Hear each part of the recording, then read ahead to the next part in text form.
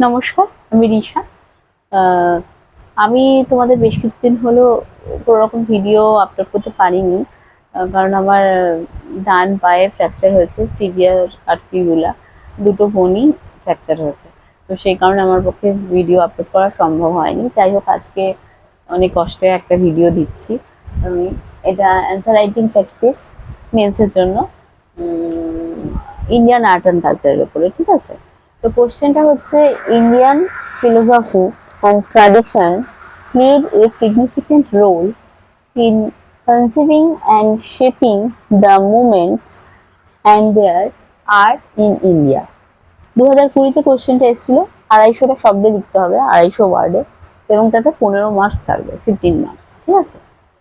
তো প্রথমেই আমি বলছি, একদম গদের হালা ওই প্যারাগ্রাফ আকারে একদম উত্তর লিখবে না, তাতে এক্সামিনার খুবই বিরক্ত হন, কারণ ওরকম ভাবে এতগুলো ক্যান্ডিডেট থাকে, তাদের খাতা দেখা সম্ভব হয় না।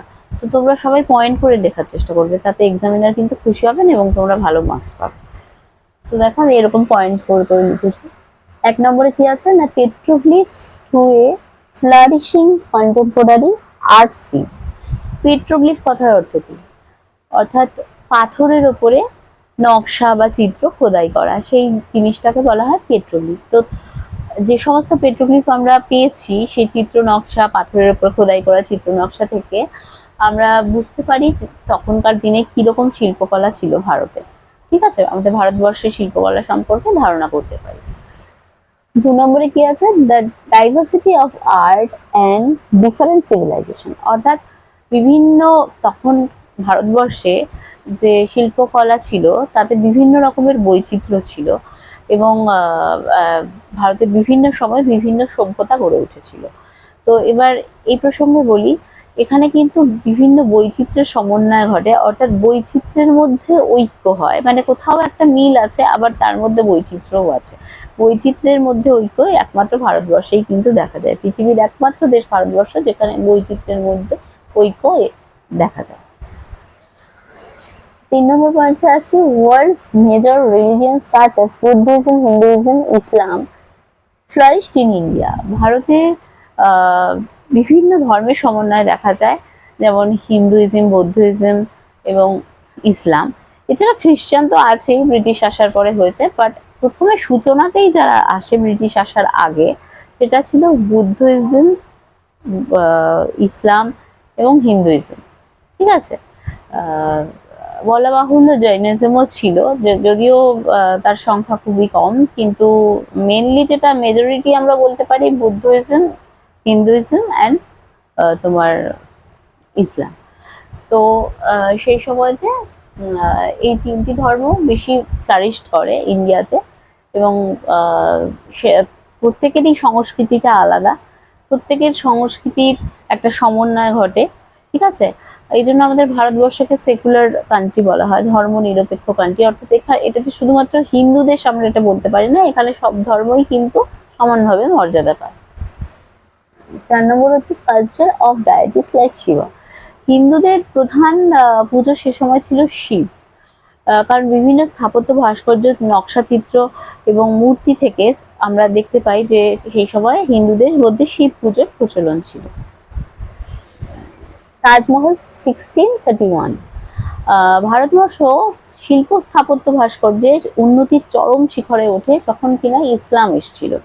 তার প্রমাণ, মানে প্রত্যক্ষ নিদর্শন হচ্ছে তাজমহল। 1631 খ্রিস্টাব্দে এটা নির্মাণ করা শুরু হয়।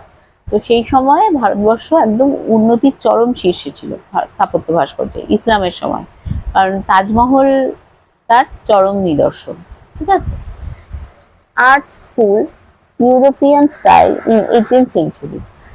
18th সেঞ্চুরিতে শিল্পকলার উপরে যে বিদ্যালয়গুলো তৈরি হয়েছিল সেটা কিন্তু ব্রিটিশদের তৈরি, অর্থাৎ ব্রিটিশরা যখন ভারতে আসে তারা ইউরোপিয়ান আদলে ভারতে শিল্পশৈলীর বিদ্যালয়গুলো প্রতিষ্ঠা করে 18th সেঞ্চুরিতে। তো সেক্ষেত্রে দেখা যায় যে ভারতীয় শিল্পকলার সাথে ইউরোপিয়ান শিল্পকলার, মানে ভারতীয় সংস্কৃতির সাথে ইউরোপিয়ান সংস্কৃতির একটা সমন্বয় ঘটে, এবং সেটা কিন্তু পৃথিবীর সব দেশের কাছেই গ্রহণযোগ্য হয়ে ওঠে এবং খুব ইন্টারেস্টিং হয়ে ওঠে। বিশেষ করে সেটা ইংল্যান্ডবাসীর কাছেও খুব ইন্টারেস্টিং হয়ে ওঠে, কারণ সেটা পুরোপুরি ইউরোপিয়ান ছাঁচেও নয়, আবার ভারতীয় ছাঁচেও নয়, অর্থাৎ ইউরোপিয়ান শিল্প এবং ভারতীয় শিল্পের সমন্বয় ঘটে। দেন হচ্ছে mythological human and animal forms as well as elaborate ornamentation.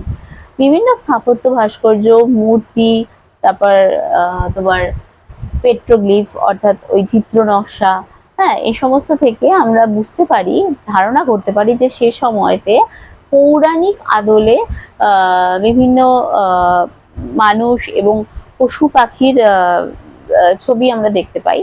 তো ছবি বলো, নকশা চিত্র বলো, বা তোমার মূর্তি বলো, পৌরাণিক আদলে সেগুলো তৈরি হয়েছিল, ঠিক আছে। আর সেগুলো মানে পশু পাখি এবং মানুষ, সেটা পুরুষই হোক বা নারী হোক, তারা কিন্তু অলংকার পরিহিত ছিল।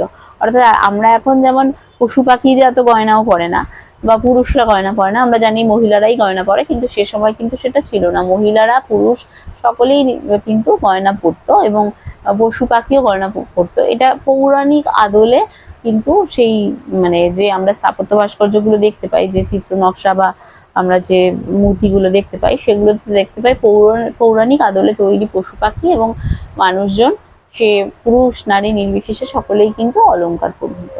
বোঝা গেল? তাহলে আমি প্রত্যেকটা পয়েন্ট আশা করি বোঝাতে পেরেছি। এভাবেই পয়েন্ট করে করে উত্তর লেখার চেষ্টা করবে, ঠিক আছে? কেউ কিন্তু প্যারাগ্রাফের মতো করে লিখবে না। তাহলে আজকে এই পর্যন্তই। নমস্কার।